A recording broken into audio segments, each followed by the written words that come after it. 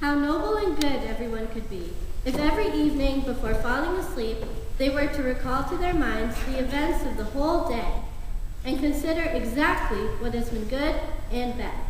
That sounds so familiar. What is it? Oh, it's from Anne Frank. Ah, Anne Frank. I love that play. What do you know about the play Anne Frank? Oh, I played Anne Frank last year. You played in the play Anne Frank last year? Yes, and I was lucky enough to be able to play her. You were Anne Frank? Yes. I'm so impressed by that. I love that play. It's so very sad. It's quite a heartwarming story, and it makes one appreciate their family even more. Heartwarming? Whenever I think of Anne Frank, I'm reminded of human evil. How rotten we can all be. All the bad things humanity has done. That's strange, because that's only part of the story. Part of the story? Yes. Think of all the Jewish people whose lives were spared by kind, righteous Gentiles. But I can't help thinking of all the people, not just the Jewish people, but all the millions of people who died, especially the children. And for what? It was horrific. But even at one of history's darkest moments, there was light. There was light? I guess a little light. Pastor Michael, in your office you have a quote. It is better to light a candle than to curse the darkness. Your point? Tens of thousands of people chose to light candles. People like Mr. Kraler. He owned the shop in the attic where the Franks lived for 2 years. Then Oscar Schindler. You must have seen the movie Schindler's List. Schindler's List. What a powerful, moving story, but heart-wrenching. The world has some evil people in it. It always has, but there are some awfully good people too. I suppose so. I know today is the first Sunday of Advent, but for Christians, Easter is a metaphor that reminds us that good will triumph over evil, and love will ultimately defeat every sort of hatred. Well, I'm with you on that. It's just we hear so much about all the bad things that happen. Watch the evening news. The bad stories drastically outnumber the good ones. Bad things do happen, but we have the power to lessen the world's evil. And if we live with courage, we bring goodness and love into existence. Ah, young lady, it's so easy to be a hopeful optimist at your young age, still so naive. You've heard of Bishop Desmond Tutu, haven't you? Of course I have. He's 81 years old. Your point? You're not that old, are you? Not quite. Well, he's one older person who remains hopeful. He's hardly naive. He's lived through apartheid in South Africa and lots of evil in the Middle East. I know he's lived through a lot, and I know he's not a naive, Pollyannish person. Despite all the bad things he's lived through, he said, "Peace, they may say, is a long way off. But as you know, my friends, I am a prisoner of hope." I like that, a prisoner of hope. Oh, I do love that quote as well. So I guess the choice is ours. We can be filled with hope, or we can be filled with despair. Yes, you can be a prisoner of hope or despair. The choice is yours. Being hopeful is so much better than being so negative. Well, good point. There's another person who is hardly a naive optimist. Who would that be? Jesus. Despite all he went through, he remained committed to living with courage, hope, and love. Well, I'm with you on that one. Every time we celebrate communion, like this morning, we are reminded that true love is costly. Love is not some sentimental emotion, but a deep and powerful force giving birth to courage. I know you're right about that. At Christmas, we are reminded that at the darkest time of year, the light shines. Preach it, sister. Now, Emily, I'm not sure many people here know you that well. Tell us a little bit about yourself. I'm a sophomore at Guilford High. I love drama. I play field hockey, alpine ski race, and tennis. Is that all you do? Of course not. I'm on the student council, in the French club, and an editor for our literary magazine. These young kids are scary, aren't they?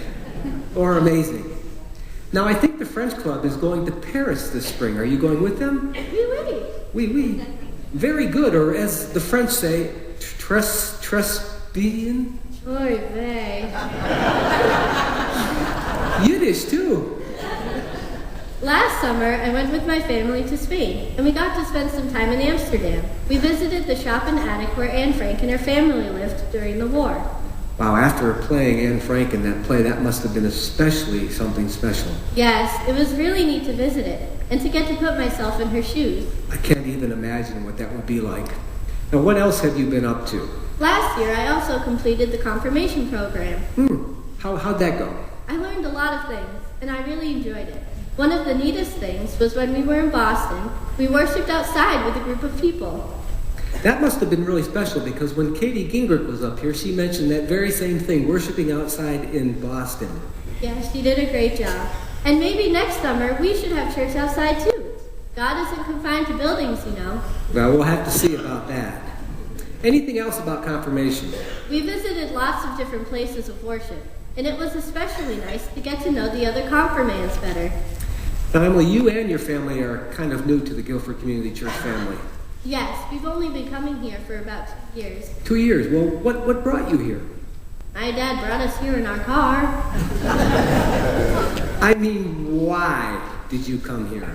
Well, I noticed that a lot of my friends were involved in activities here with the youth group. And I suppose you must have heard the church had a great pastor? Well, we heard a lot about Spot. Stick to the script, young lady. My parents also knew a lot of people who were a part of the church. And they heard about the great pastor? Well, they heard your coffee hour was spectacular. It is, but stick to the script. Pastor Michael is a really good pastor. Happy now? I'm getting there. Anything else exciting happening? This past fall, I was on the field hockey team. But you girls had a spectacular season. We did. We were 11, 2, and 1. That's outstanding. That's better than even the Patriots are right now. Well, just like the Patriots, we did lose in playoffs. Ah, that must have been disappointing. Disappointing, yeah, but it was a great year, and now we have something to look forward to next year. Ah, I love your positive attitude. Well, when you grow up in New England and love the Sox, you always have to dream about next year. And next year, good point. Life has disappointments. You don't always win championships, but it's fun to be part of a team. Emily, do you know that the church is a lot like a team? Yes, the Apostle Paul used lots of sports metaphors when he wrote about the church. And one of his favorite metaphors was running. I think we have all heard enough about your running. The script, young lady. Like a good team, though, we need everyone working together, and all of us have different gifts and different strengths. Like some are good at preaching? Like Abby Ross. And how can we forget Scott at Children's Time? Young lady, you're getting awfully close. Some are good teachers, and others are very handy. Well, I suppose we're all good at something. And in the church, we are reminded that we are supposed to use our gifts and talents to enrich the lives of others. That's a great point. We're supposed to use our gifts to enrich the lives of others. I think we could use her on our nominating committee. I would like that. Diane, what do you think? Working together, especially if you don't care who gets the credit, we can accomplish great things. How old are you, Emily? 15. How did you get so wise? Well, I still have a lot to learn. Humble, too. Aw, shucks. Anything else? I'm so thankful that we are a part of this church. A church where everyone is welcome, and a church that really appreciates children and youth. Thank you, Emily, and continue to use your gifts to bless our lives and the lives of others. Thank you, Pastor Michael. Amen. Amen.